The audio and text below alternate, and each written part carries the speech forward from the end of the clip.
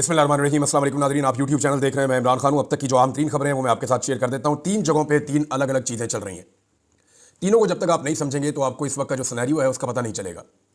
Number 1, हुकूमती camp, वहाँ पे क्या चल रहा है, यानी हुकूमत और एस्टेब्लिशमेंट मिलकर क्या सोच रही है, उनके दिमाग में क्या है, चीज़ों को कंट्रोल अब कैसे करना है।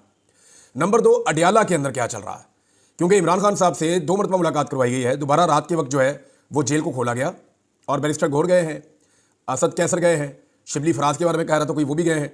तो ये लोग गए और जाकर इन्होंने इमरान खान साहब से दोबारा मुलाकात की है। अब वहां से मुतजाद खबरें आ रही हैं। फिलहाल तो बातचीत को खुफिया रखा जा रहा है, लेकिन ये 2 कैंप हैं, इन दोनों कैंप्स में क्या चल रहा है। और तीसरी चीज है ग्राउंड रियलिटी, ग्राउंड पे क्या हो रहा है। ग्राउंड की सूरत इंतहाई खराब है।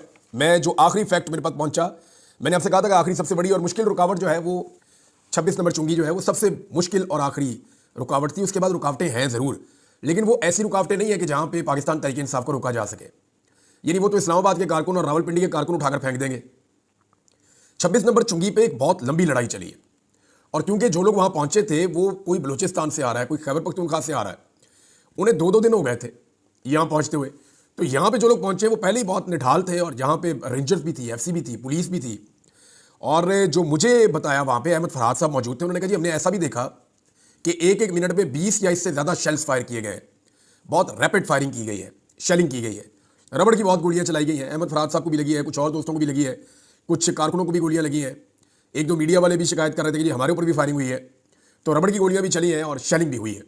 ये तो है जनाब ग्राउंड की सूरत हाल थी जो मैंने आपको बताई। लेकिन फिर मोहसिन नकवी साहब ने एक स्टेटमेंट दिया उस वक्त जब लोग बहुत बड़ी तादाद में टच करना शुरू हो गए इस्लामाबाद को। अली अमीन गंडापुर का और बुशरा बीबी का काफिला भी पीछे से आ रहा है। कुछ काफिले पहले पहुंच चुके हैं, सबसे आगे बलूचिस्तान के नौजवान हैं, और बाकी कुछ पंजाब से आने वाले लोग हैं, और खैबर पख्तूनख्वा का वो काफिला जो शाहिद खटक वगैरह के साथ आया था, ये लोग जो पहले आगे बढ़ गए थे, ये लोग वहां पहुंच गए। पिछले काफिले भी सारे आ रहे हैं। अगर लोगों की तादाद की बात करें तो अब ये उससे आगे निकल गया मामला, क्योंकि आज तक इतनी बड़ी तादाद में इस्लामाबाद में लोग पहुंचे ही नहीं। सिंपल आप ये कह सकते हैं कि इस्लामाबाद में आज तक जितनी दफा भी लोग आए, चाहे उन्हें इमरान खान खुद लेकर आए हो, ये उससे ज्यादा लोग इस्लामाबाद पहुंच गए हैं और इमरान खान साहब की कॉल पे पहुंचे। लीडर मौजूद नहीं है, लीडर ग्राउंड पे मौजूद नहीं है, और उसकी कॉल के ऊपर इतनी बड़ी तादाद में लोग निकल आए हैं। नवाज शरीफ और शहबाज शरीफ अपना पूरा जोर लगा के, अपनी हुकूमत का पूरा जोर लगा के आसिफ अली जरदारी का हाथ साथ पकड़ के मौलाना फजल रहमान साहब को भी साथ मिला लें, ये नहीं कर सकते, ये कर ही नहीं सकते। बल्कि ये बंदे इकट्ठे करके उनको 2 से ज़रब भी दें फिर भी ये नहीं कर सकते, जितने बंदे पाकिस्तान तहरीक इंसाफ की आवाज़ पे आ गए। अब मोहसिन नकवी साहब ने एक एरियल व्यू लिया था, मुबैना तौर पर शायद इन्होंने लिया या इनके और सरकारी ऑफिसर्स थे, लेकिन ये बार बार जाते हैं, जाके ऊपर से देखते हैं हेलीकॉप्टर से। तो जो सूरत हाल है वो इनको हिला देने वाली है। जो ड्रोन की फुटेजेज आ रही है वो तो किलोमीटरों तक ऐसे देखते हैं तो इंसान ही इंसान है, गाड़ियां ही गाड़ियां हैं। तारीख का सबसे बड़ा काफिला चला हुआ और इस्लामाबाद की तरफ जा रहा है।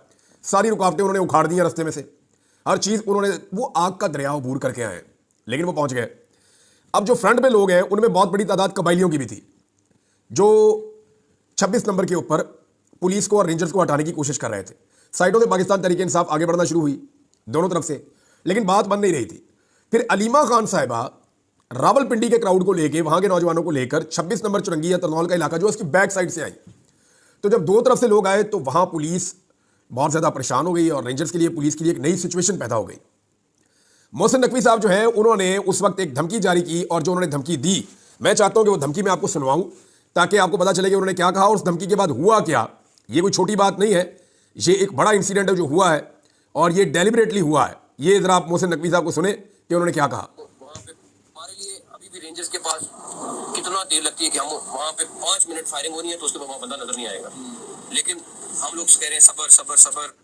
ये मोहसिन नकवी साहब की धमकी दी कि जी 5 मिनट फायरिंग हमने करनी है रेंजर्स को बुला के, उसके बाद वहाँ कोई बंदा नजर नहीं आएगा। ये मोहसिन नकवी साहब आपकी खाम ख्याली है, और ये कौम जाके इंडिया के साथ लड़ती रही है। ये वो पश्तून है जिन्होंने आज़ाद कश्मीर जो आज आपके पास है पाकिस्तान में, जिसको आज आप डिसोन कर रहे थे, वो आज़ाद कश्मीर इन्होंने छुड़वाया हुआ है। बुज़दिल थोड़ी है मोहसिन नकवी साहब, वो पाकिस्तानी है, दलेर लोग हैं। आप गोलियां चलाकर देख लें, गोलियां आपने मारी भी है। मोहसिन नकवी के इस स्टेटमेंट के बाद स्टेट फायरिंग होती है। ये जैसे ही मोहसिन नकवी का स्टेटमेंट आता है, मैंने तो इस पर ट्वीट किया कि ये तो कोई नॉर्मल आदमी कह ही नहीं सकता। बहुत सारे लोग ये अभी हैरान थे कि ये मोहसिन नकवी ने ये जबान किसकी बोली है, वो ये बात कर कैसे सकता है। अभी इस पे बात हो रही थी कि अचानक से खबर आती है कि स्टेट फायरिंग हो गई है पब्लिक के ऊपर, उसी जगह पे जहां आखिरी बड़ी लड़ाई चल रही थी, और 20 के करीब नौजवान पाकिस्तान तहरीक इंसाफ ने मुबैना तौर पर रिपोर्ट की है, कुछ लोग इससे ज़्यादा बता रहे थे, उनको गोलियां लग गई और ये जो स्टेट बुलेट्स लगी हैं, इनसे अभी तक किसी की जान जाने का वाकया तो नहीं अभी तक रिपोर्ट हुआ, लेकिन ये रिपोर्ट हुआ है कि लोगों को गोलियां लगी और गोलियां लगे हुए उनके जख्म नजर आ रहे हैं, सुराख, और उनको तिब्बी इमदाद के लिए फिर पीछे हटाया गया। अब मैंने एहतशाम अब्बासी साहब से बात किया, ये जर्नलिस्ट हैं, वहाँ मौके पर मौजूद थे। मेरी रजी ताहिर साहब से भी बात हुई, उनकी टीम वहाँ मौजूद है, सदीक जान साहब की टीम वहाँ पे मौजूद है, और कुछ हमारे साफी दोस्त हैं वहाँ मौजूद है। मेरी उनसे बात हुई, उन्होंने कहा जी एक बड़ी अजीब चीज़ हो रही है वहाँ पे। और ये क्या हो रहा है? उन्होंने कहा जी जब गोली चलती है तो भगदड़ मचती है। हमने बहुत दफ़ा गोली चलते हुए देखी है, हमने बार बार देखा गोली चलती है तो भगदड़ मच जाती है। लेकिन यह स्ट्रेट गोली चल रही थी, लोगों को गोलियां लग रही थी, लड़के गिर रहे थे, लेकिन कोई नहीं भागा, भगदड़ मची नहीं, लोग भागे ही नहीं। बल्कि वो कबायली जो आए हैं वहाँ से, खैबर पख्तूनख्वा के जो कबायली बेल्ट है वहाँ से जो लोग आए हैं वो अभी इस वक्त सबसे आगे आगे हैं, या जो बलूचिस्तान से आए हैं वो सबसे आगे आगे हैं। तो वो बहुत खुलकर कह रहे हैं कि बताओ इमरान खान किधर, हमने उधर जाना है। ये नहीं, उनको ये भी नहीं पता। और उनको बहुत सारे ऐसे लोग हैं, मुझे जर्नलिस्ट बता रहे थे, उनको जबान भी नहीं आती। वो कहते हैं उनको एक ही बात पता है कि इमरान खान है हमारा लीडर, हम उसको लेने आए हैं। वो दूसरी बात ही नहीं करते। उन्हें कोई डी चौक, वो कहते नहीं इमरान खान डी चौक में है, इमरान खान किधर है, हमने इमरान खान को लेकर जाना है। और वो बिल्कुल ना गोली चलने से वो घबराए, ना उन्हें किसी किस्म की परेशानी हुई। जिन्हें गोलियां लगी उन्हें भी परेशानी नहीं हुई, उनको वहां से फिर रेस्क्यू किया गया, लोगों में भगदड़ नहीं मची। ये चीज हुकूमत के लिए अलार्मिंग है। ये वो लोग हैं जो किसी मुल्क का एसेट होते हैं, और इनको बतौर एसेट ही पाकिस्तान ने हमेशा ट्रीट किया।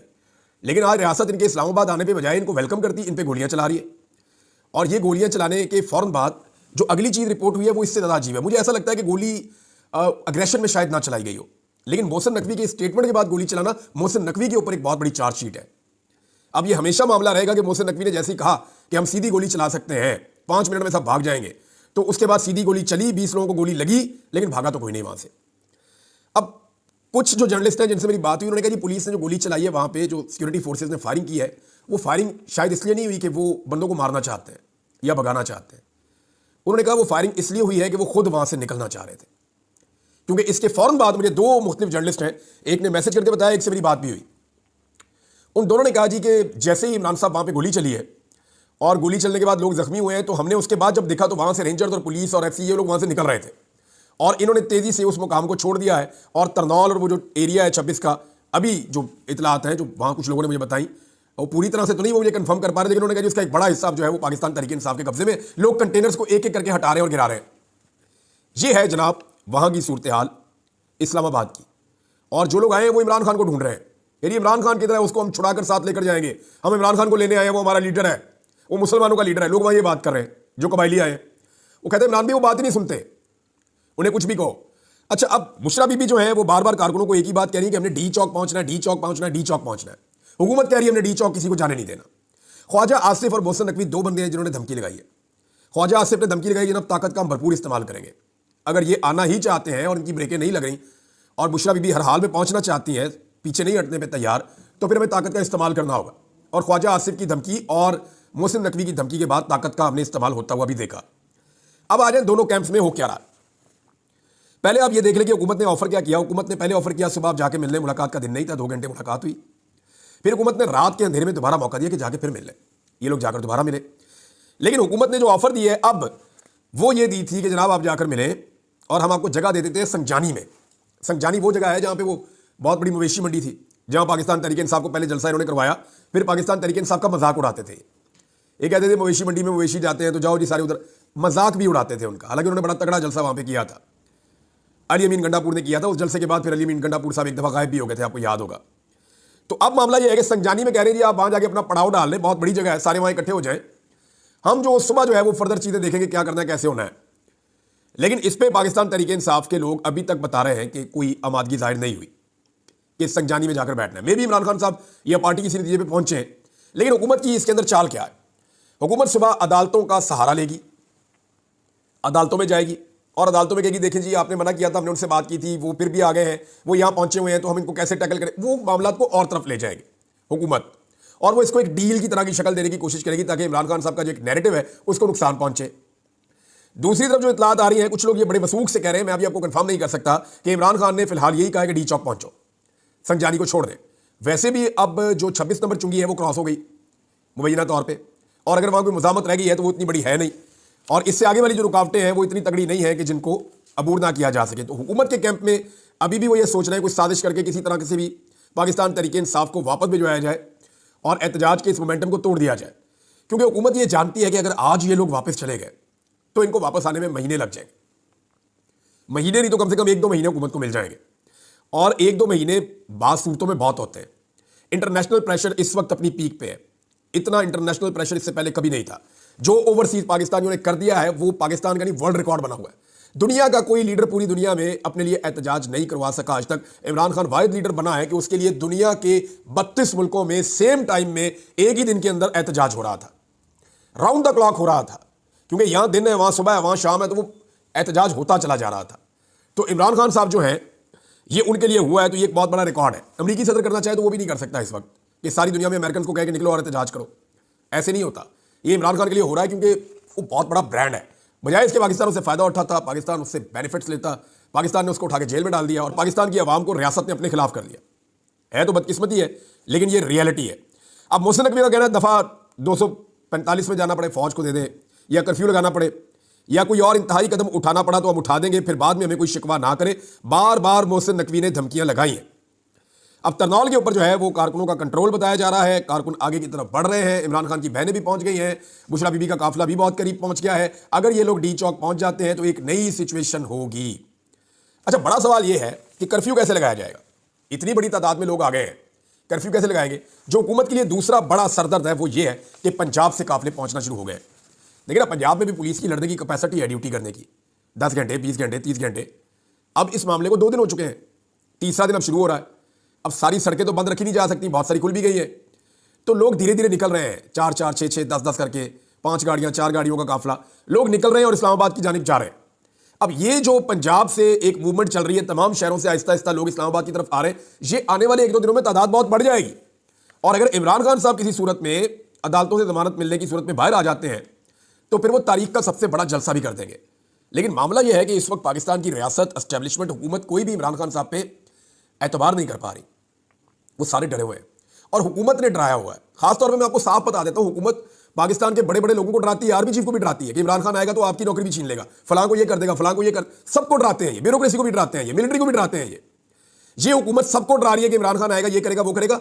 बुशरा बीबी ने मेरे ख्याल में इसलिए ये स्टेटमेंट दिया है कि इमरान खान अपनी जात के हवाले से किसी से बदला नहीं लेगा और वो किसी से बदला लेना भी नहीं चाहता और वो इसमें बिलीव भी नहीं करता। ये बुशरा बीबी ने कहा तो मैं सोच रहा था ये क्यों कहा, तो फिर खबरें तो बहुत पहले से आ रही थी और ये मुख्तलिफ औकात में कहते भी रहे हैं कि इमरान खान आएगा तो फलां को नहीं छोड़ेगा, तो इसको नहीं छोड़ेगा, तो उसको नहीं छोड़ेगा, इसको ओहदे से हटा देगा, उसकी नौकरी खत्म कर देगा। तो ये खदशात लोगों के दिलों में बिठाए गए। अब बुशरा बीबी ने कोशिश की कि इस खदशे के ऊपर भी जो है वो थोड़ी ठंड डाली जाए और ये मामला भी जो है वो खत्म किया जाए, ये डर खत्म किया जाए। बहरहाल कमाल की इस्तकामत दिखाई है इमरान खान साहब की बीवी ने और इमरान खान साहब की बहनों ने। और अब इस वक्त जो हो रहा है वो ये हो रहा है कि रावलपिंडी और इस्लामाबाद के शहरी निकल आए हैं। वो खाना, पानी, कंबल, कपड़े और दीगर ज़रूरी सामान लेकर आ रहे हैं। लोग अपने वाईफाई पासवर्ड ख़त्म कर चुके हैं। जितने भी पाकिस्तानी वहाँ मौजूद हैं उनको इंटरनेट मिल रहा है और अडियाला का दरवाज़ा एक दिन में दूसरी मरतबा खोला गया है। हुकूमत 3 चीज़ें एक साथ कर रही है। एक तरफ वो कहती है बंदे नहीं निकले, दूसरी तरफ वो तमाम रुकावटें, फस्तायत, जबर, सारे बहुत कंडे इस्तेमाल करती है और तीसरी तरफ वो इमरान खान साहब की मिन्नतें भी कर रही है और पाकिस्तान तहरीक इंसाफ पे दबाव डाल रही है कि जाओ यार खान साहब को किसी बात पे मना लो। बार बार नई से नई ऑफर्स देकर भेज रहे हैं लेकिन ऑफर्स काम नहीं कर रही। इंटरनेशनल मीडिया इस पूरे इवेंट को लगातार रिपोर्ट कर रहा है और आलमी सतह पे इसकी बहुत बड़ी कवरेज हो रही है। ये जिस लेवल की कवरेज हो रही है ना, इसका इंपैक्ट बहुत गहरा होगा और वो इंपैक्ट आपको आने वाले दिनों में नजर आएगा। पाकिस्तान का जो लोकल मीडिया है या जिसको आप इलेक्ट्रॉनिक या प्रिंट मीडिया कहते हैं, वो इसके ऊपर किसी किस्म की कवरेज नहीं कर रहा। उनको बड़े सख्त अहकाम दिए गए हैं कि पाकिस्तान तहरीक इंसाफ की इतनी बड़ी मूवमेंट को आपने ग्लोरीफाई नहीं करना, आपने इसके बारे में नहीं बताना। लेकिन इंटरनेशनल मीडिया ने जो है वो ये सारी चीज़ें एक दफ़ा नहीं बार बार दिखाई हैं। इमरान खान साहब के 3 मुतालबात, नंबर 1 मैंडेट की वापसी, नंबर 2 बेगुनाह कैदियों की रिहाई, नंबर 3 26वीं आईनी तरमीम का खात्मा। अब क्या इमरान खान साहब इन तीनों मुतालबात से पीछे हट जाएंगे या फॉर द टाइम बीइंग अगर वो बाहर आ जाते हैं और वो अपने इन मुतालबात के ऊपर खुद एक तहरीक खड़ी करते हैं तो वो ज़्यादा मौसर भी हो सकती है। डिफरेंट किस्म की इमरान खान साहब को ऑफर्स मिली हैं और अभी और ऑफर्स भी मिलेंगी। ये मुज़ाकरात भी चलेंगे, ये एहतजाज भी चलेगा और मुझे नहीं लगता कि अब रियासत में इतनी सख्त है कि वो लोगों का ज़्यादा देर तक मुकाबला कर सके। अगर पाकिस्तानी इसी तरह डटे रहे तो अगले 1-2 दिन के अंदर गेम तब्दील हो जाएगी। लेकिन एक बात याद रखिएगा, पंजाब को निकलना पड़ेगा। अगर पंजाब से जैसे अब लोग निकल रहे हैं, थोड़े थोड़े करके आना शुरू हो गए हैं, उन्हें हौसला हो रहा है, उन्हें कॉन्फिडेंस मिला है, वो 2-2, 4-4 गाड़ियां करके निकल रहे हैं, अगर ऐसे भी निकलते रहे तो अगले 2 दिन के अंदर पंजाब बहुत बड़ा इंपैक्ट डाल देगा और फिर बड़े काफिले जब निकलेंगे तो सूरत हाल बिल्कुल तब्दील हो जाएगी। अब तक के लिए इतनी, अपना ख्याल रखिएगा, अपने इस चैनल का भी अल्लाह हाफ़िज़।